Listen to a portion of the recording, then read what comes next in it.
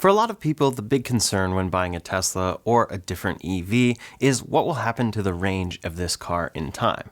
Now, in most cases, the range will actually decrease throughout ownership, and that's just a part of owning an electric vehicle. It's similar to what happens with a gas vehicle. And there are some basics we can talk about there to help prevent this, and also some details as to why this is normal. But there are also some things you can do to add range back into your Tesla or similar EV, and that's what we're talking about today, so let's get into it. And a special thanks to LastFit for sponsoring today's video.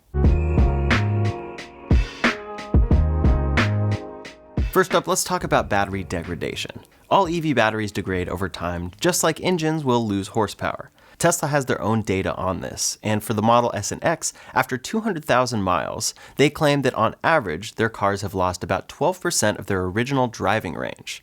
So that means about 88% of its original capacity is maintained after 200,000 miles, which is pretty impressive considering 200,000 miles is a lot of miles. For a lot of cars in the US, this is when that is scrapped, so Tesla points out this number specifically because their cars are still holding up well after that. This figure is drawn from Tesla's 2022 Impact Report, where they say they have a sufficiently large data set from over a decade of EV sales on these cars specifically to estimate battery degradation trends. Now, they also note that mileage is not the only factor here that influences battery life. Usage patterns, charging habits, climate, and other conditions play a role in a battery's life. So this isn't a hard, fast rule. Your battery could do better or worse. Now, those are Tesla's more expensive cars that have been on sale the longest, but their most recent cars, the Model 3 and Y, are definitely what is most popular. And these actually use different battery cells. They use 2170 cells instead of 18650. But Tesla does have enough data on these cars now, for the Model 3 and Y, to show that the battery packs lose about 15% of their original battery capacity after 200,000 miles. So they retain about 85% of their original capacity after driving that distance. That means about 1% of degradation per 13,333 miles driven. Now that's an average, and it's not how you'll see it work in practice, but it can help you understand. Alternatively, it's about 1% capacity loss per 53 theoretical full charge cycles. So that's Tesla's data set on all of their cars and where things are looking after this period of time. Their Model S and X actually do better over the long haul, but the Model 3 and Y, their cheaper vehicles, still do quite well, holding up to 85% of the original battery capacity on average after 200,000 miles. But now let's look at a real-world example. For a 2021 Tesla Model 3 long-range all-wheel drive, it had 216,000 miles on the odometer. But despite its high mileage, this vehicle reportedly still has its original battery and electric motors. They've had no documented replacements. And according to a smartphone app, the battery is still functioning at 88% of its original capacity. It's more in that 12% range. An independent state of health check from Avilo agrees with this app's estimate for the battery's remaining capacity. So it's not just Tesla saying this, it's third parties as well. When the car was new, its EPA estimated range was about 353 miles. So after 12% of degradation, it theoretically can deliver 311 miles of range at a 100% charge. But of course, you have to think about real-world estimates versus EPA estimates, which especially at the time were more generous. One very interesting part about EV batteries, though, is that you can see the biggest and quickest dip in degradation towards the beginning of ownership, which often worries owners. They're maybe driving it within 50,000 miles and then saying, well, if this trend continues, my battery degradation is going to be much worse than 15% at 200,000 miles. But the trend doesn't continue. It actually slows down, as you can see, on average. Now, Tesla and EV battery packs are made of thousands of small battery cells. The battery management system, or BMS, needs to see the top and bottom of the charge range to really understand. When you see a charge percentage, it's still just an estimate at the end of the day. But if cells get out of balance here, the pack can actually lose usable capacity. So it's there, but it really doesn't know it can use it. As such, Tesla recommends a number of things. For daily charging, they best recommend keeping it between 20 to 80%. Many also recommend that the ideal sweet spot here is between 30 to 60%. So if you're not driving all of the time or you're driving smaller distances, keeping it within that range could be best for your battery health. But one thing Tesla doesn't really talk about is occasionally charging from a very low state of charge up to 100% to rebalance the cells. You never really want to go all the way down to 0% because then you're getting into a risky territory, even though there's about a 3 kilowatt hour buffer there. But if you bring it down to 2 or 3% and then charge it all the way back up to 100%, this helps recalibrate the systems. And this ends up being part of the first big way that you can legitimately add range back to your car. It's a balancing process as a whole. Oftentimes we see a sudden battery degradation and people complain about it, but it's really just a range calibration or battery management system issue. It's not an actual drop in the battery's health itself. So here are some recommended steps that you can do to kind of reset or recalibrate the battery management system. You drive down into the single digits, like I said, nearly empty, and then you let it sit there for about an hour. Keep it awake by occasionally pinging via the app or door handle while at that low battery charge. And then you go and charge it back up to 100%. Obviously, in that time you're waiting as well, just make sure it's not truly dying for whatever reason, like HVAC staying on or something like that. After charging it back up to 100%, immediately drive it to help the battery management system relearn and calibrate there. Some owners also report needing to do this cycle twice for the BMS or range estimate to fully correct. But in practice, this can be a way that people add range back into their car because the car actually recognizes now that it has more capacity than it thought it did. For instance, in this Tesla Model 3 owned by Kim Jowua, it showed 310 miles at a 100% charge when the car was brand new. But after about 11,000 miles, it dropped to just a 260-mile range displayed, which is 16% lower. The cause here seemed to obviously be this issue we're talking about, and it likely just needed a BMS recalibration. So they did that deep discharge to single digits, let it sit for about an hour, charged it back up to 100%, and then saw the range display return closer to its original number of 310 miles. Other people have reported similar results. For instance, one person reported degradation reduced from 8.1% to just 7.4% after doing this practice. The usable capacity then increased from 72.9 kilowatt hours up to 73.4 kilowatt hours, which gives you more usable range in the real world. It truly does add range back into your Tesla because it realizes it can use it. It's almost like going shopping and thinking you only have $200 in your wallet, and then all of a sudden you discover, wait, I have another $50 there, and you realize you've been thinking about just $200, but now you can use a little bit more. So that's one of the main ways that you can recalibrate this to add range back into your Tesla. But Tesla also just recently added a new low power mode. This is very similar to what we have on smartphones. This feature was introduced in software version 2025.32, and it reduces energy consumption when the vehicle is parked. Overall, it's intended to help mitigate vampire drain, which is the loss of charge over time when the car is left idle. You can manually toggle this on in the car by going to Charging, Low Power Mode, or you can do it via the Tesla app under Controls, Low Power Mode. You can also set a threshold charge battery percentage, for instance 20% is the default, and then the low power mode will automatically activate when it hits 20%. Of course, you'll want to be aware that this low power mode will turn on because it turns off or suspends several high consumption features like Sentry Mode.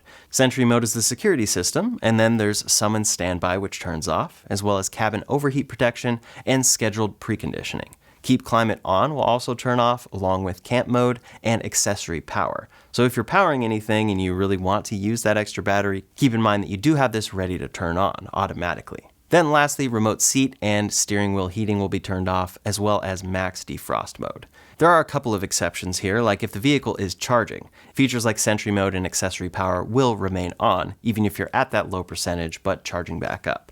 For dog mode, it's not disabled by low power mode, which is very important here, because you wouldn't want that to suddenly turn off. That would be dangerous. And then it remains active even if low power mode is on, so that's good to see. You can also override this automatic disabling if you try to enable a feature that low power mode disabled. The system will warn you that it will consume energy and then ask you for confirmation. There is one feature here to make sure that is turned off, and that's Keep Accessory Power On. This is actually a fairly new toggle in Tesla vehicles, and this will keep charging any devices that are plugged in the car when you're away from it. For a lot of people, that's a very good thing because they have things like a plug-in cooler that needs to stay cool, and the purpose is that you're using that. But if this feature is turned on, even if nothing is plugged in, it consumes power. Quote, enabling Keep Accessory Power On increases the amount of power used by the vehicle, even if the vehicle is not powering or charging a device. So essentially, just make sure that this is turned off unless you actually need to use it. But one of those systems that this kind of turns off involves preconditioning, and this is a way that you can actually save power in other instances. You use the Tesla app to precondition the battery while plugged in, and this helps you to leave with a warm battery, which reduces energy drain after being unplugged. It also helps to improve your climate overall because you get into the car, it's at the right temperature, and so is your battery. It didn't have to suddenly pump and suddenly drive once you got in. Now, Tesla's heat pump is very efficient in their cars, but EVs are still known to lose more range in winter. So many recommend to rely more on seat and steering wheel heaters instead of cabin air heating in the winter, if you can. Of course, you'll probably just have to balance the two, and you want to live with your luxury-priced car and have the heat turned on, but seat and steering wheel heating can help keep you similarly warm without having to heat the entire cabin and use more energy. Next are some tips for tires. Overall, make sure that your tires are properly inflated. Tesla recommends 42 psi for most of their cars, and you can see this recommendation on a label that's inside the door. For the Cybertruck, it's 50 psi, and this is for the least rolling resistance and best efficiency possible. It's not necessarily for the best ride quality, so keep that in mind. Some may want it a little under this for a little bit of a smoother ride, but keeping it topped off to the recommended psi is what will get the best efficiency possible. And that brings us to today's sponsor, LastFit. Before we go any further, I want to mention today's sponsor, LastFit. LastFit is an innovative vehicle accessories company that makes the TK1 cordless portable air compressor for pickup trucks, SUVs, and cars. It's specifically designed for large tires, and I have found it particularly useful for the Cybertruck. It's impressively fast with dual cylinder and turbo cooling technology. Here it inflated my tire from about 22 psi to 42 psi in around 2.5 minutes. Its smart preset and auto shutoff features work together to streamline the whole process. Once you attach it to your tire, you can just set it and forget it with no fear of overinflating. The LED screen shows real-time tire pressure, you choose your mode, connect the tire, and press the power button to inflate your tire. It will auto shut off at your desired psi. Its powerful battery allows for convenient inflating that lasts, and it's cordless, so that's one less thing to worry about when you find out that you've lost air in your tire. When you're done, it's completely portable and compact, so you can easily store it in your trunk, under a seat, or even in your glove box. It also comes with a carrying case to keep it protected until you're ready to use it again. Say goodbye to bulky air compressors or searching for gas stations when you need a fill.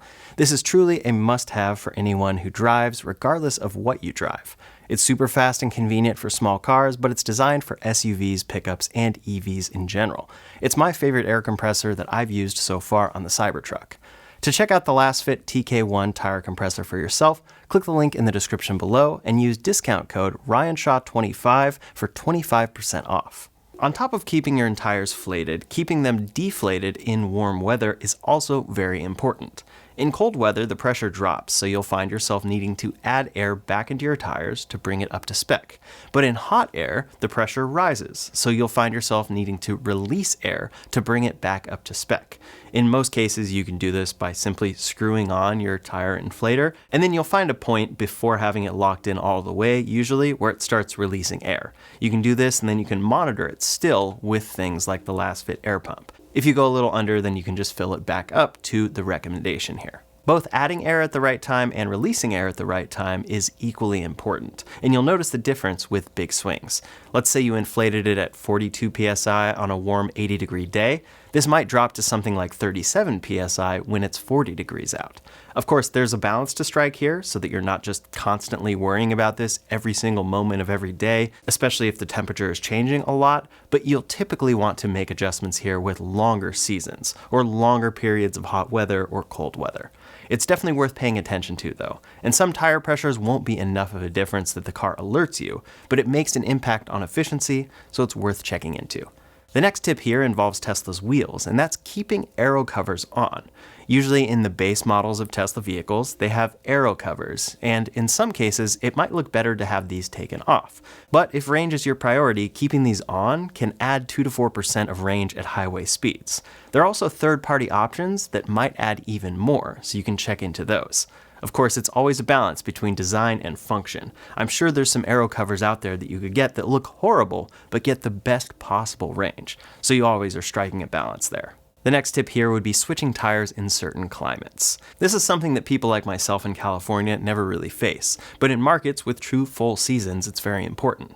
Tesla posted a video recently showcasing why this is important from a braking perspective. Both cars start braking at the same point, but the winter tires stop much earlier, so it's much safer. All-season tires are an option here, but it's always a bit of a compromise. They don't grip as well as summer tires in warm weather, and then don't grip as well as winter tires in the winter. But it can be good enough for many people in less extreme climates. However, if you're in one of those extreme climates, not only do these help with braking, but they help with efficiency because they're truly designed for the climate you're driving in, and the car doesn't have to work extra hard to drive in those situations.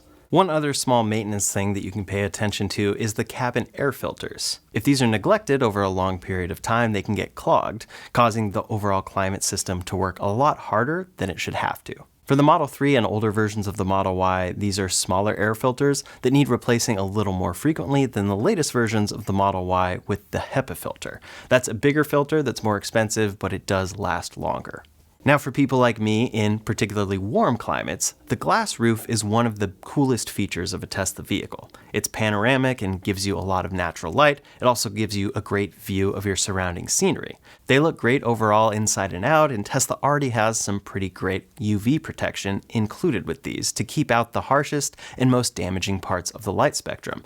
That also involves tint so that your car doesn't get too hot, and then the newest Model Y has more refraction built into it. They say 7 times more than before, meaning it shouldn't heat up too much in most climates. However, glass roof sunshades can help out a lot here, especially in extreme heat. In areas like Southern California, Las Vegas, Arizona, and plenty of other hot desert climates, you really notice that the glass roof is letting in a lot of sun. You feel it on the top of your head, and when you're bald like me, you absolutely feel this, and then start worrying about sun exposure. It should be totally fine, but a glass roof sunshade makes a big difference right away. I personally recommend these sunshades from Teslarati. They do a great job, they're reasonably priced, and fit well, all while keeping out excess sunlight. That is linked in the description below. Similarly, in hot climates, it can make a big difference if you can park in the shade when possible.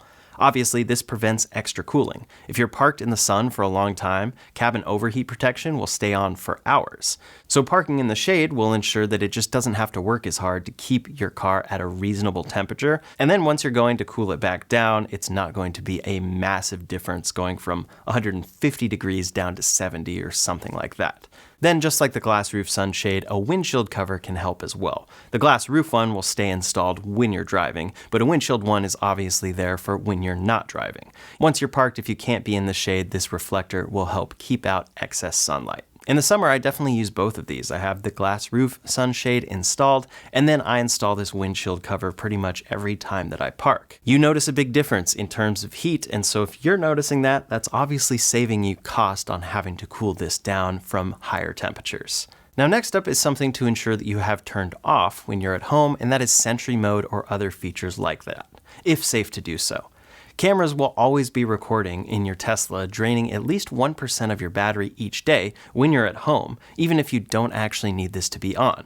So this is an easy setting to dial in under security settings. Just make sure your home is set up to the right address in Maps, and make sure Exclude Home is checked on this menu. Then there's one way to add range back to your Tesla that is an interesting one we'll see probably a lot more people doing in the near future, and that's replacing stock wheels with lighter 18-inch rims. In some cases, this can increase the range of your car by up to 10%, and it can also help with better ride quality. Stock wheels are usually heavier and less efficient overall, so getting some lighter, smaller wheels can help with cost, but then also help with efficiency as a whole. And I say we might see more people do this because Tesla just announced the standard Model Y that comes with 18-inch wheels standard. I wouldn't be surprised if some people decide to quote-unquote downgrade to those wheels because of the efficiency improvement on their higher-end Tesla. Two other things for the wheels that help a lot are getting the wheels aligned so they're working as efficiently as possible, and then using the right tires. There are EV-specific tires that can get the best efficiency possible, but overall, as long as you're using some decent, efficient tires, you should be in a good spot. Now, one area that you can add a little bit of range back that some people will do and others won't want to is mastering regenerative braking. Now, when you get good at one-pedal driving in a Tesla vehicle, it means that you're never actually using the brake. So the brakes are basically an emergency tool rather than something you use every day. This will help with cost and not having to replace brake pads, but it also helps with efficiency because every time you're slowing down, that energy is going back into the battery. Now, this isn't as much of a worry in the latest Model Y because they've introduced a new type of brake there. But overall, if you can master one-pedal driving and then not have to brake with regen too aggressively, it will reduce heat loss and wasted energy. Then when it comes to all cars, but especially EVs, aerodynamics are one of the biggest ways that these companies are working to improve efficiency. We see Tesla doing that all of the time. But if you're riding with an accessory on the exterior of your car, no matter what, that's going to have a range hit. So if you have an accessory installed like a roof rack, a bike carrier, or anything that adds weight and adds drag to your car, removing that will help improve efficiency and add range back to the car that you've been driving. A move like that won't be for everyone, and some people will want to keep their accessories attached, but for some they may realize, well, I don't actually need this all the time, and I'm driving with it attached, and it's just ending up costing me some range. Now, while you're removing stuff from the outside of your car, you can also remove stuff from the inside. Extra weight inside will always just decrease your efficiency. Let's say you're carrying around a spare tire all the time, but you truly don't need this, and you're always in situations where roadside assistance isn't too far away. Getting rid of this can help reduce the weight that you're carrying around. Then any other heavier cargo that you're carrying in your car will reduce range. So if you don't need to carry it around 24/7, it can go and save you.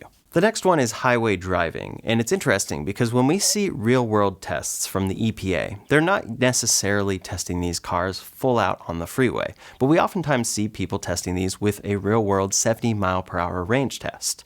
That 70-mile-per-hour mark is typically what we see because this is kind of the sweet spot of a realistic speed that people want to go, but also a quite efficient one. If you go above that, of course, it's going to use more range. So if you are dead set on improving the range in your car, just driving slower can help a lot. Another thing you can do here is put the car in chill mode. This is the most efficient mode that Tesla has. So even if you're driving, acceleration will be smoother and more efficient by default. If you floor it, you won't actually be flooring it as far as the performance of this car, and it will still be very efficient. FSD is another thing that can help out too, because just like your driving modes, FSD has its own driving modes. You can choose between chill, standard, and hurry. So putting it in chill or standard might actually help you out. Let's say that you're an anxious driver who always wants to drive fast, but actually wants to save on mileage here, but you just can't get yourself to do it. This could be a good middle ground for you. It drives for you and does so slower and more efficiently, and you just monitor it. Now, one of the best parts about a Tesla vehicle is that when you're routing somewhere and you need to supercharge, it routes you automatically.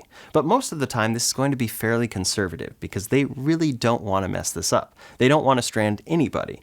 However, if you're experienced with a Tesla or another EV, you can sometimes skip a suggested charger and choose a different one to arrive at a lower state of charge and then maximize your fast charging efficiency. As I've talked about in many other videos, your charging speed is always the fastest at the lowest state of charge. So you'll end up improving your efficiency as a whole on a road trip by, of course, driving slower like we talked about, but then arriving at lower states of charge. You'll get more bang for your buck at those chargers themselves.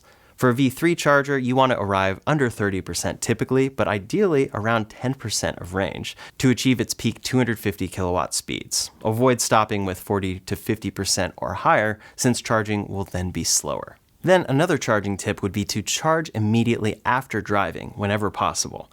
The battery will already be somewhat warm from your driving, so it doesn't need to use as much energy heating itself up for that charging if you plug in right away.